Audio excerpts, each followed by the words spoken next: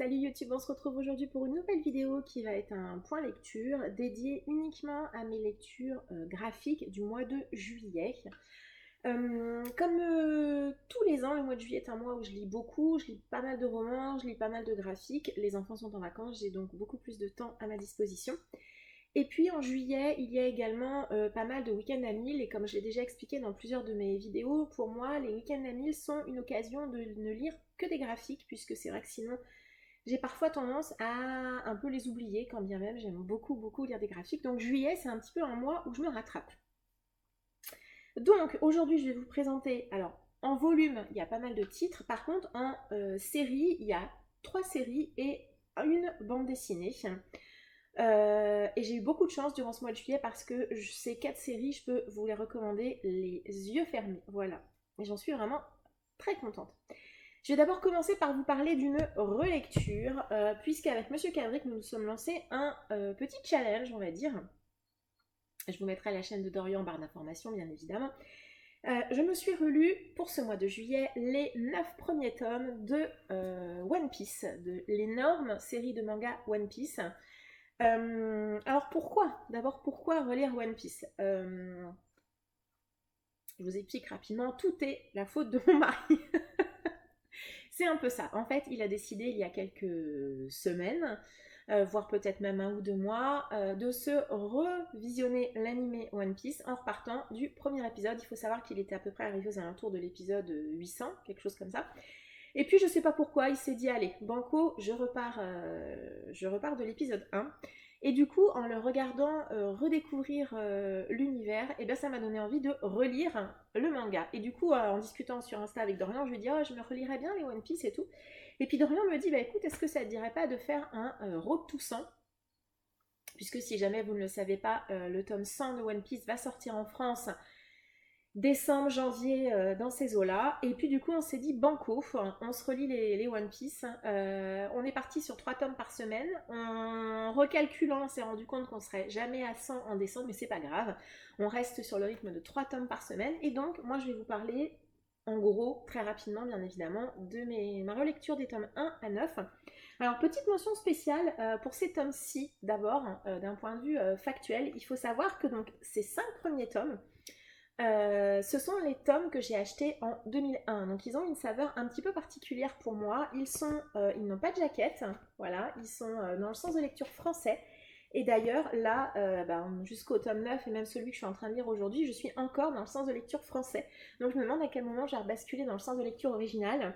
Avec Dorian, on a constaté également, alors encore plus moi, hein, sur ces versions-là, on a parfois Usopp s'appelle Pipo, Sandy s'appelle Sanji, pardon, c'est l'inverse, Sanji s'appelle Sandy dans ces traductions-là.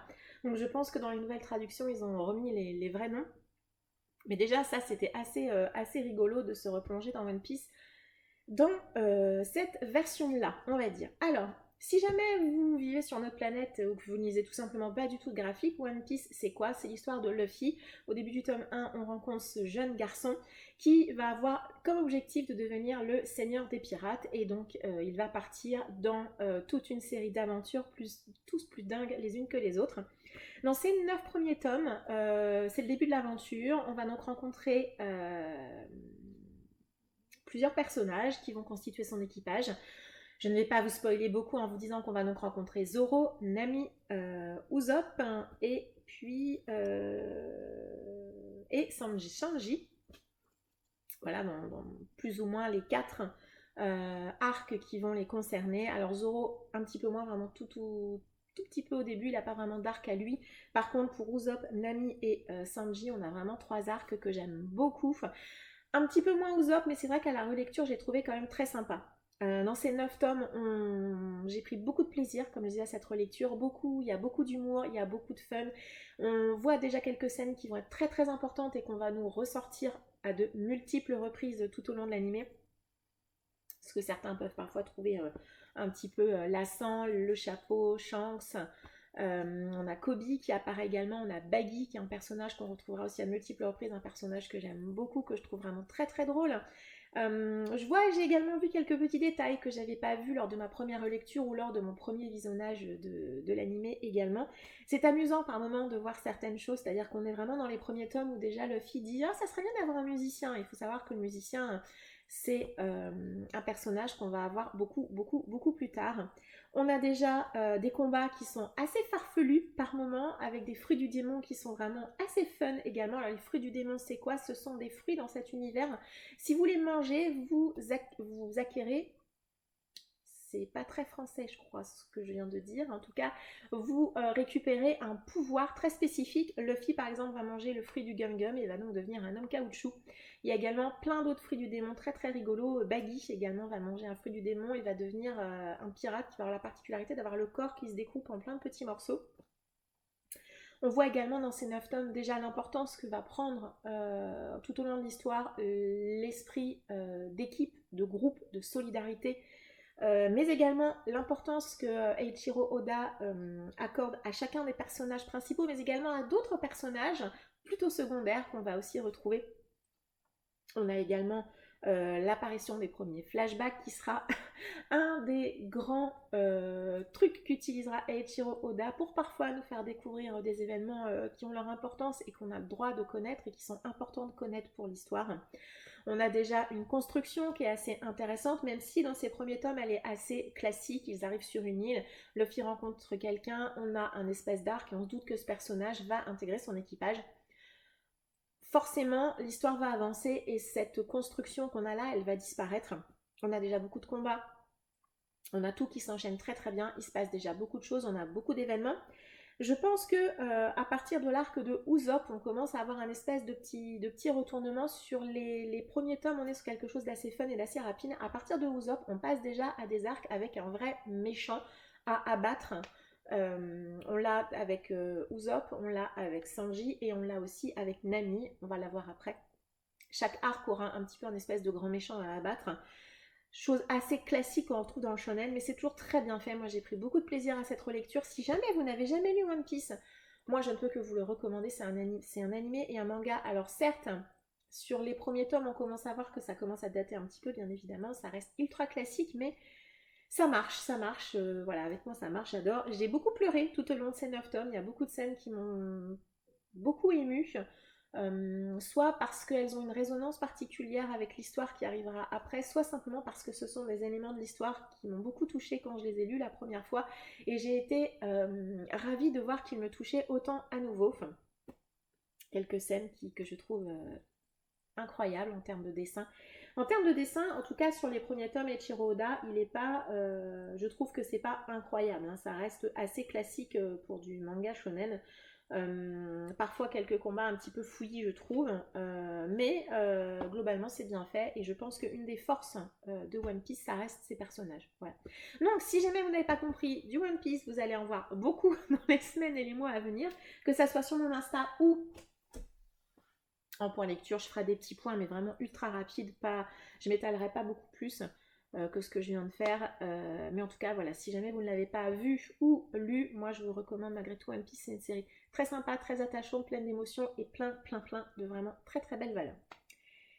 On va passer à toute autre chose, un manga que je voulais lire depuis longtemps. J'ai acheté la réédition cette année, je crois que je les avais trouvés en occasion sur Rakuten, quelqu'un qui vendait les 4. Je me suis donc lu les 4 tomes du thriller.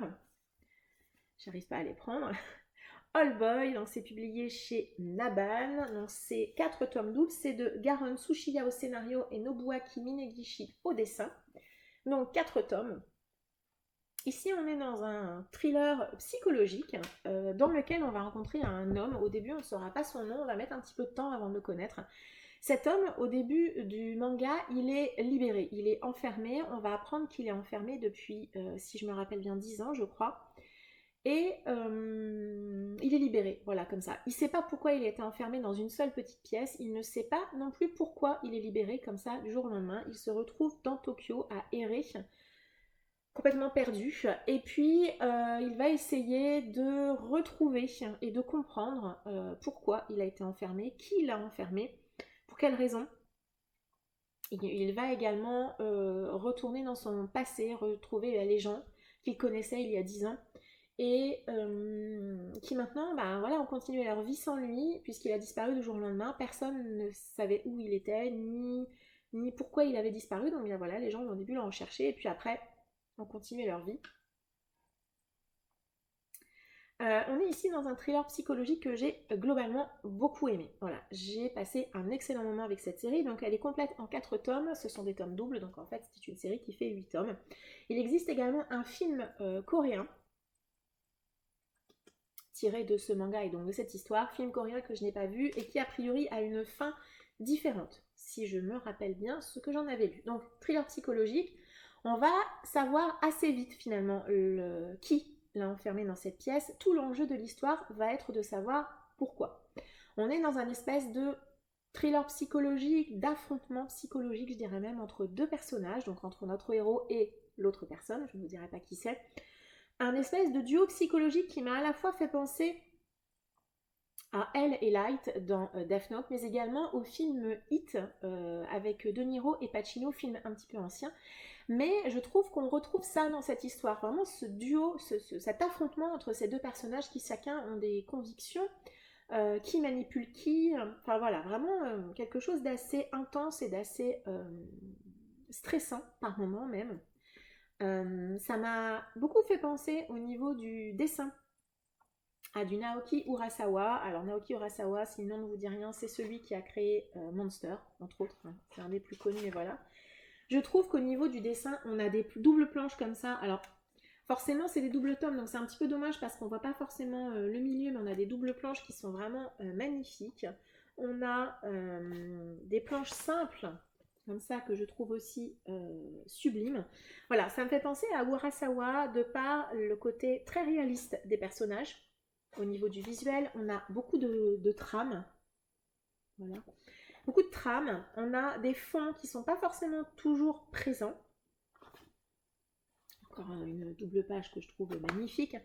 Les visages des personnages également sont extrêmement importants dans l'histoire. Il y a parfois, à de nombreuses reprises des pages comme ça sans aucun dialogue, mais du coup vous prenez presque plus de temps à lire parce que bien moi j'aime bien aussi regarder vraiment tous les dessins en détail. On a, je vous précise quand même des scènes de sexe. Je précise pas à toutes les pages, mais on en a quand même quelques-unes. Donc voilà, visuellement, moi j'ai trouvé ça magnifique. J'ai beaucoup aimé l'affrontement psychologique entre ces deux personnages. Ouais, ça m'a vraiment, vraiment beaucoup plu. J'ai juste un point noir sur ces 4 tomes, enfin ces 4 doubles tomes, c'est la fin. C'est la fin, malheureusement.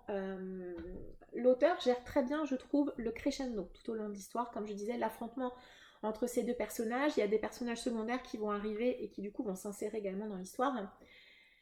Et mon attente était bien évidemment sur la fin. Pourquoi et puis malheureusement, quand la fin est arrivée, ça a un petit peu fait plouf pour moi. J'ai été un petit peu déçue par la fin. Voilà, je ne peux pas dire autrement, je ne peux pas vous en dire plus parce que ça serait éminemment spoilant. Moi, la fin m'a déçue. J'ai vu que globalement également, sur les avis que j'ai regardés, les gens n'étaient pas forcément hyper emballés par la fin. C'est tellement dommage. Je pense qu'on est vraiment passé à ça d'un titre, un chef-d'œuvre, je pourrais presque dire, en tout cas d'un titre incontournable. Je regrette pas du tout ma lecture, vraiment pas du tout. C'est une excellente série. Le chemin était dingue, était vraiment topissime. Je vais garder ce titre, je le relirai je pense, parce que j'aimerais vraiment voir, réanalyser un petit peu comment cette fin elle arrive, comment l'auteur nous la propose. Et puis à l'occasion, j'aimerais également voir le film, puisque la fin est a priori différente. Film coréen qui, je pense, va être un petit peu dur également. Donc voilà, moi je vous recommande Old Boy malgré tout, si vous avez l'occasion de tomber dessus, sachant que, voilà, comme je disais, le chemin est topissime. Malheureusement, l'arrivée n'est pas aussi dingue que ce à quoi je m'attendais. C'est vrai que là, pour le coup, il a mis la barre très très haut. C'est-à-dire que déjà, savoir pourquoi cet homme est enfermé, c'est le nœud de l'histoire complet. Donc quand il défait le nœud, voilà, malheureusement, ça fait un peu plouf. Sachant qu'en plus, on a cette espèce, enfin, c'est pas cette espèce, on a cet affrontement tout au long des 4 tomes qui fait aussi monter la tension tout au long. Et quand la fin arrive, malheureusement, elle n'est pas autant à la hauteur que ce que j'espérais et c'est un petit bof sur la fin. Mais voilà, je vous recommande malgré tout Hot Boy, surtout si vous aimez le thriller. Si vous pensez que... alors là, on peut reposer encore une question que pose Séverine, il est bien ce livre régulièrement, c'est est-ce que sur un thriller, tout se joue sur la fin? Voilà également une bonne question à poser ici, hein, puisque moi je trouve que la fin, elle est pas dingue, elle est plutôt bof même. Par contre, le chemin, il est top. Voilà. Et donc, je garde ce manga et je le relirai. Alors, pas dans l'immédiat, parce que ça reste quelque chose d'assez dense. Mais voilà, je le relirai dans l'avenir. J'essaie de me trouver une autre planche, voilà. Juste pour le plaisir des yeux, en fait, hein. Voilà. Pas tant de dialogue que ça, hein, finalement, comme je disais. Voilà. Une autre planche qui représente un peu un métro. Enfin, voilà.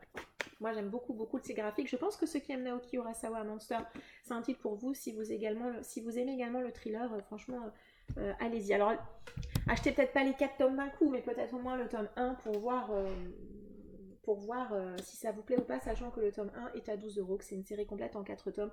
Vous ne vous lancez pas non plus dans quelque chose de très très long.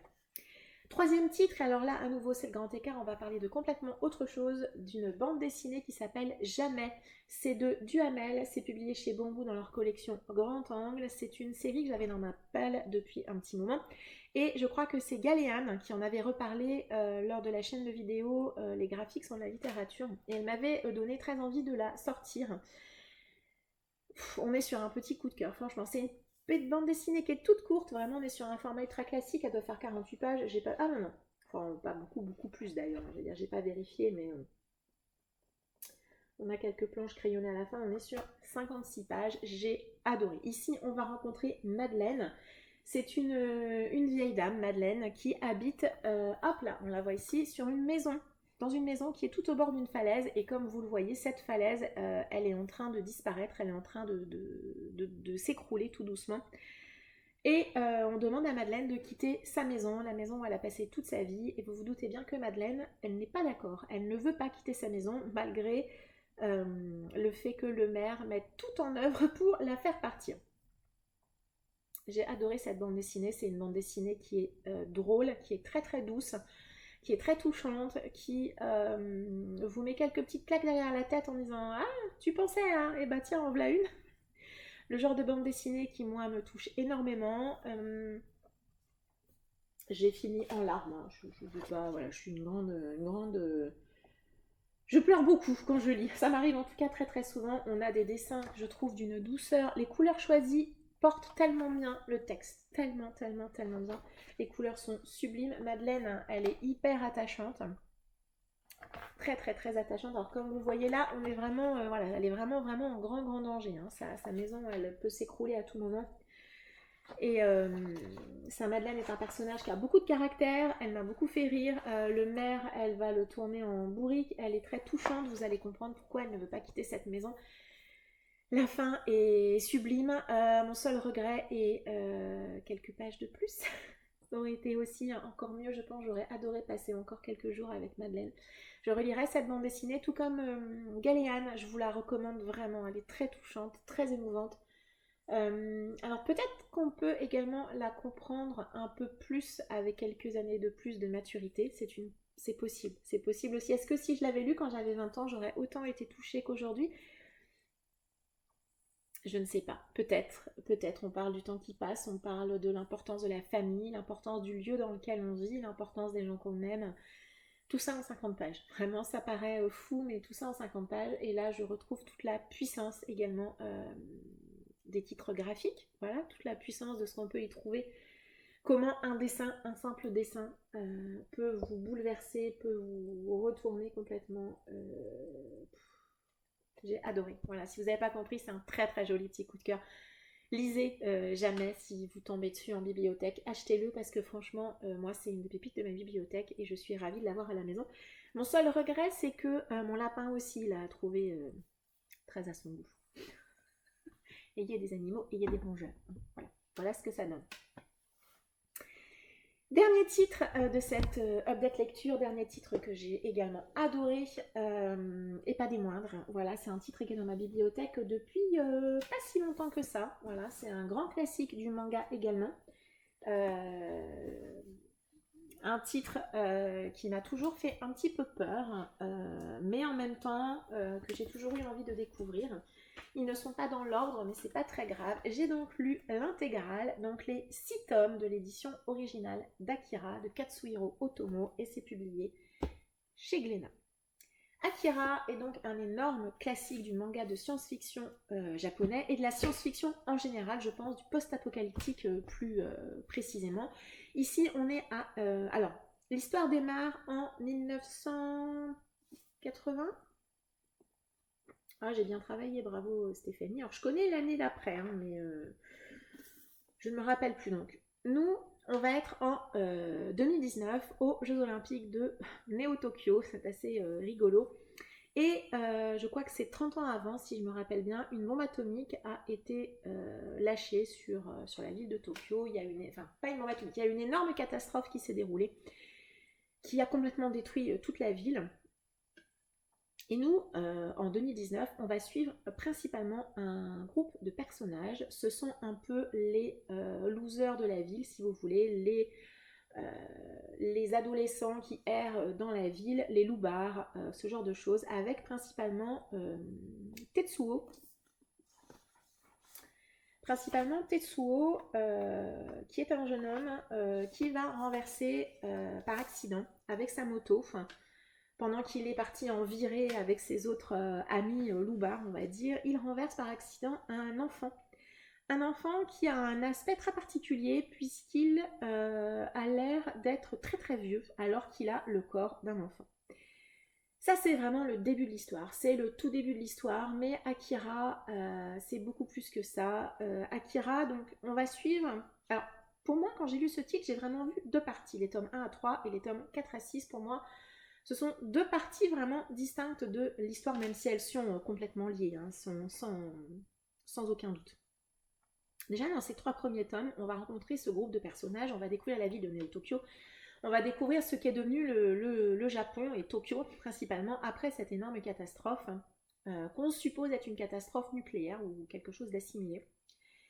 On va les rencontrer, on va voir tout le monde post-apocalyptique, hein, la violence de ce monde, la violence de cet univers, ce que sont obligés de faire les gens pour survivre, le post-apo assez classique, je dirais. Mais dans ces 3 tomes, ce qui m'a assez étonnée, puisqu'on est quand même sur un titre écrit dans les années 80, c'est qu'on a un rythme incroyable. On a un rythme de dingue, il se passe toujours quelque chose, on est dans un page turner, limite par moment on arrête de respirer tellement on est happé par l'histoire, ça va très très vite. On a beaucoup de scènes d'action, il se passe énormément de choses dans ces 3 premiers tomes, on a des scènes qui sont très détaillées, mais en même temps très lisibles. Je vous disais un petit peu avant, quand j'ai parlé de One Piece, on a parfois des moments où on a des combats, hein, comme dans beaucoup de shonen, et puis les combats sont hyper clairs, hyper lisibles. Regardez là par exemple, une scène de combat, enfin de course à moto, qui est extrêmement lisible, extrêmement détaillée, et c'est très très agréable de lire des scènes d'action ou de combat qui sont aussi bien faites, aussi lisibles. C'est vrai que dans le manga, parfois, ça peut arriver d'avoir des combats où on ne comprend pas toujours tout ce qui se passe. Là, c'est pas du tout. Vraiment, vraiment pas du tout. On a des scènes d'action très bien faites, très détaillées, comme je disais. On a une énergie folle qui se dégage de ces 3 premiers tomes. On a également une... Alors, on est dans du post-apo, mais parfois, on est à la limite également, à mon sens, dans du cyberpunk, puisque la ville de Néo-Tokyo en elle-même, elle est très très présente. On a la technologie également qui est très présente. C'est assez paradoxal d'avoir également une espèce de misère dans la ville et puis à côté de ça des choses hyper technologiques, hyper modernes, des scientifiques aussi également. On a une sensation de rien à perdre dans ces 3 premiers tomes. Vraiment, les jeunes qu'on suit, la bande qui tourne autour de Tetsuo, ils n'ont rien à perdre. On sent qu'ils sont, alors pas au bout de leur vie parce qu'ils restent jeunes, mais oui, rien à perdre, tout à tenter et rien à perdre. Et quand Tetsuo va disparaître, hein, puisque après l'accident de cet enfant, il va disparaître, et puis il va revenir quelques jours, quelques semaines plus tard, il est complètement différent, il est métamorphosé, mais à nouveau, il a toujours l'air un peu un côté un peu nihiliste, un peu je veux me détruire, c'est un petit peu ça aussi par moment. Des enfants également, des adolescents qui ont beaucoup souffert, hein, qui ont grandi dans un monde horrible. Et ces 3 premiers tomes, on est vraiment sur ça, sur de la... Moi, je l'ai vécu comme ça, vraiment comme une description complète de l'univers. On pose beaucoup de bases, on pose des choses assez énormes, on le voit arriver. Moi, j'ai beaucoup aimé ces 3 premiers tomes. Vraiment, d'ailleurs, les 6 tomes, hein, je les ai adorés. Mais dans ces premiers tomes, vraiment une espèce d'intensité, de rythme folle. Au niveau du dessin, j'ai été complètement... j'ai trouvé ça vraiment fou. Je trouve qu'on a des planches d'une modernité incroyable. Regardez cette planche où on a donc ces deux personnages qui vont être amenés d'une manière ou d'une autre à s'affronter, mais cette planche, elle est absolument sublime. On a des planches qui sont extrêmement détaillées. On a des pages qui donnent beaucoup de rythme comme celle-ci. Alors j'ai appris après que ces espèces de lignes de fuite, elles ont un nom particulier. Je ne sais plus si je l'ai noté, mais en fait c'est un des précurseurs à avoir utilisé ces lignes de fuite qui du coup donnent un rythme. On a vraiment l'impression qu'elle court, qu'elle sort du dessin. C'est assez également incroyable.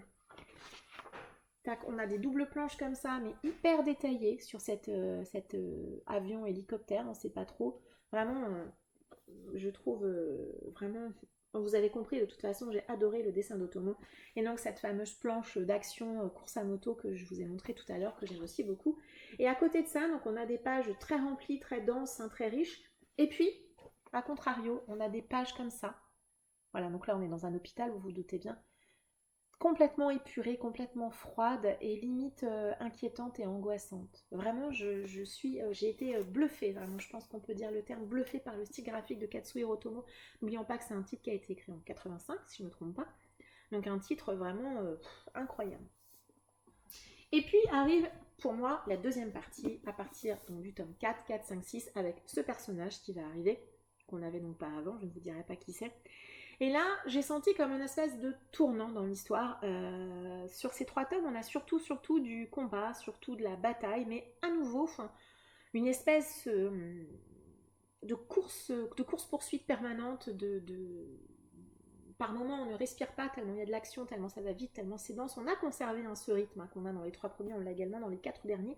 On a dans ces 4 derniers tomes des enjeux qui sont assez énormes, assez dingues. On a Tetsuo qui a une métamorphose physique et psychologique. Il est beaucoup plus présent d'ailleurs dans cette deuxième partie de l'histoire que dans la première. Parfois c'est un petit peu trash, on a quelques scènes un petit peu dures, on a de la violence, on a beaucoup de violence, on a du sexe, très peu, mais il y en a quand même un petit peu. Ça reste visuellement incroyable en termes de mise en scène, en termes de combat. Moi j'ai trouvé ça extrêmement moderne, comme je le disais. On a des planches folles. Vraiment des planches complètement dingues. Un style qui reste malgré tout années 80, mais que moi j'ai adoré. Franchement, j'ai trouvé que même si le dessin, on sent que c'est années 80, il y a quand même, je trouve, une modernité, que ça soit dans les thématiques abordées, où va notre monde, comment le gère-t-on, qu'est-on prêt à faire, une espèce de bataille un peu entre l'adolescence et le monde des adultes. Ouais, assez dingue. Et aussi, je voulais le noter, on n'a pas de sexualisation du corps féminin. Et ça, c'est assez notable. On a un personnage féminin qui est présent. On en a peu malgré tout, mais on a quand même un personnage féminin qui est présent, qui est assez forte, qui est très courageuse, qui n'est pas parfaite, qui est très bien représentée, qui n'est pas sexualisée du tout. Quand même à noter aussi que ça soit dans le manga ou même dans les années 80, ça c'est aussi une belle réussite, je trouve, ce personnage féminin fort, courageux, comme je l'ai déjà dit, bien évidemment. Donc voilà, vous comprenez qu'Akira était une excellente lecture. Je vous recommande également la vidéo du Faucon littéraire qui a fait une vidéo spéciale dédiée à Akira. Je vous la mettrai en barre d'informations, elle est très bien faite. Je ne l'ai pas regardée avant ma lecture. J'ai attendu d'avoir lu ces 6 tomes pour arriver un petit peu dans ma lecture vierge de tout avis, me faire mon propre avis et puis après regarder sa vidéo, comme je dis, qui est très bien faite, très intéressante également, qui parle également un petit peu du film. Moi je ne l'ai pas fait, le film je l'ai vu il y a très longtemps, donc j'avoue que les souvenirs sont un petit peu estompés. Dans mon souvenir, le film est un petit peu différent des mangas puisque le film a été publié avant la fin de la publication. Donc forcément, ils sont obligés un petit peu de s'éloigner de l'histoire. Et puis sur 1h30, 1h45, c'est juste impossible, je pense, de retranscrire tout ce qui est abordé dans ces 6 tomes d'Akira. Je ne regrette pas du tout ma lecture, je suis ravie de l'avoir lu. Je vous le recommande si vous aimez la science-fiction. Ça reste une lecture un petit peu dense. Il y a beaucoup de choses à appréhender. Moi, je l'ai lu en 2 week-ends, en deux parties distinctes, puisque voilà, c'est assez gros, il y a beaucoup de choses à lire. Otomo parle beaucoup. Voilà, c'est excellente lecture. Je vous le recommande, bien évidemment. Je pense que je l'ai déjà dit plusieurs fois. Juste un mot sur la fin. Alors, un petit peu comme dans All Boy, mais pas du tout au même niveau. Ici, moi, je trouve que la fin, par contre, elle est attendue, elle est sans surprise. Mais quelque part, elle est malgré tout tout à fait conforme au reste de l'histoire. Voilà. Il n'y a pas de... Voilà. Moi, j'ai trouvé que la fin était correcte. Voilà. C'est pas une fin incroyable. C'est pas une fin décevante. C'est juste une fin, pour moi, attendue et sans surprise. Voilà. Mais ne serait-ce que pour le reste des 6 tomes, franchement, ça vaut largement le coup. J'ai toujours eu un petit peu peur de lire Akira en me disant, oh là là, ça date peut-être un peu, etc. Oui, on voit qu'il y a quelques, ne serait-ce que dans le style graphique, des choses un petit peu datées, mais je l'ai trouvé malgré tout très très moderne. Et moi, je ne peux que vous recommander. Je comprends vraiment la hype, l'amour que beaucoup de personnes ont pour ce manga. C'est également, je pense, un petit coup de cœur pour ma part. Et je ne saurais trop vous recommander la lecture de ce chef-d'œuvre. Vraiment, vraiment. Du manga. Voilà. Petite mention également parce qu'ils ont gardé sur les quatrièmes de couve, il n'y a pas de résumé, mais à chaque fois, il me semble que ce sont les mêmes images que à l'arrière des tomes originaux. Me semble-t-il. Voilà. J'aime vraiment beaucoup, beaucoup ce qu'ils ont fait sur les quatrièmes. C'est très, très réussi. Vraiment.